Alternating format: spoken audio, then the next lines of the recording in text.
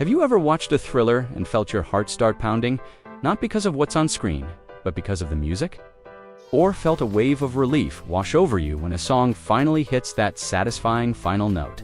That powerful push and pull, that feeling of tension and release, is one of the most fundamental tools in a composer's toolkit. It's the secret sauce that makes music so emotionally compelling. Today, we're going to pull back the curtain and explore the music theory behind this incredible phenomenon.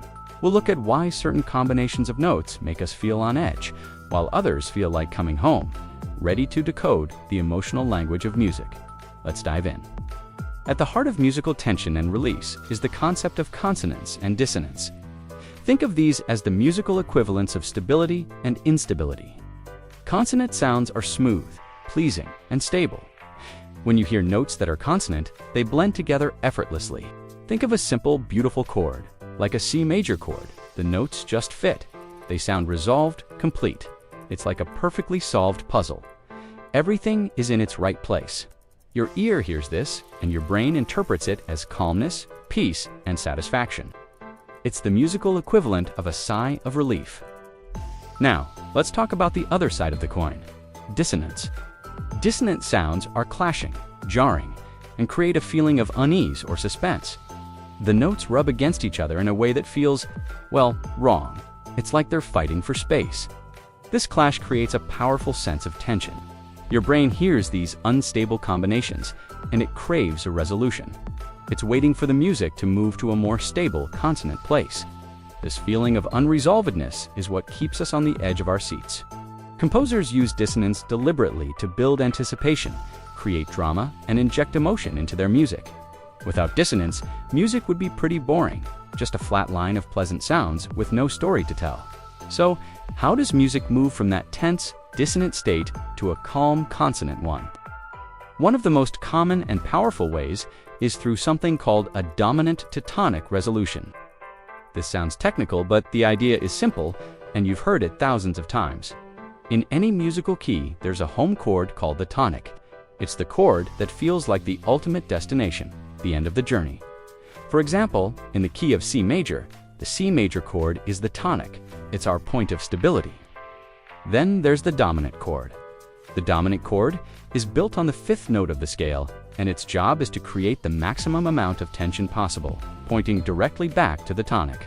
It's like a musical signpost that says, home is right over there.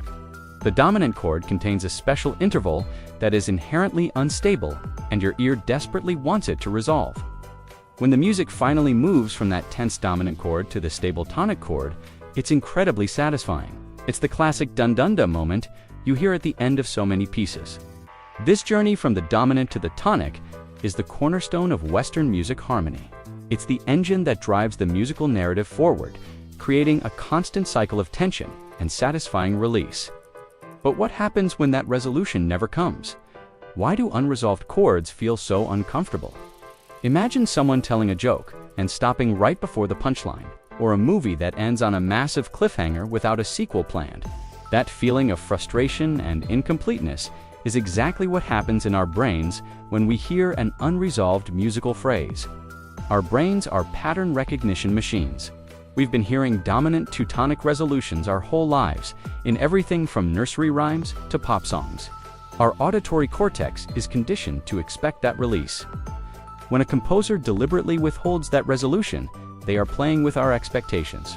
They build up all this tension with a dissonant or a dominant chord, leading us to the brink of satisfaction, and then nothing. They just leave it hanging there. This creates a powerful sense of ambiguity, suspense, or longing. It leaves a question mark in the air. This technique forces you to pay attention to wonder what's coming next. It can make you feel anxious, confused, or deeply emotional, because the story the music is telling feels unfinished. It's a brilliant way to manipulate the listener's emotional state. Nowhere is this use of tension and release more obvious than in film music. Film composers are masters of emotional storytelling through harmony. Think about your favorite horror movie, that creepy, unsettling music that plays when the character is walking down a dark hallway. That's pure dissonance.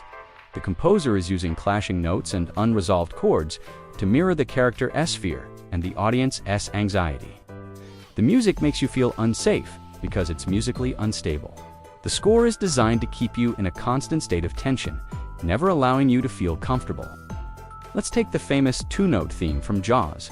It's just two notes, a semitone apart, played over and over. That interval is highly dissonant. It's a simple but terrifyingly effective way to build suspense. Your ear hears that clash and immediately knows something bad is about to happen. The music doesn't resolve, it just gets faster and louder, increasing the tension until the moment of attack. Then, after the danger has passed, the music might resolve to a more consonant, calmer theme, giving the audience a moment of much-needed release. It's a perfect example of music telling us how to feel, moment by moment.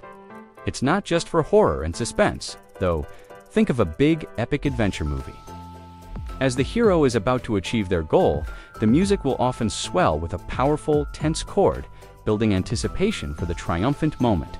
When they finally succeed, the orchestra erupts into a glorious, consonant fanfare. That resolution feels earned, it feels victorious. The music celebrates the hero's journey by resolving the harmonic tension that has been building throughout the film. In romantic scenes, a composer might use gentle, unresolved chords to convey a sense of longing or yearning, which finally resolves to a beautiful consonant chord when the couple finally gets together. The harmony tells the love story.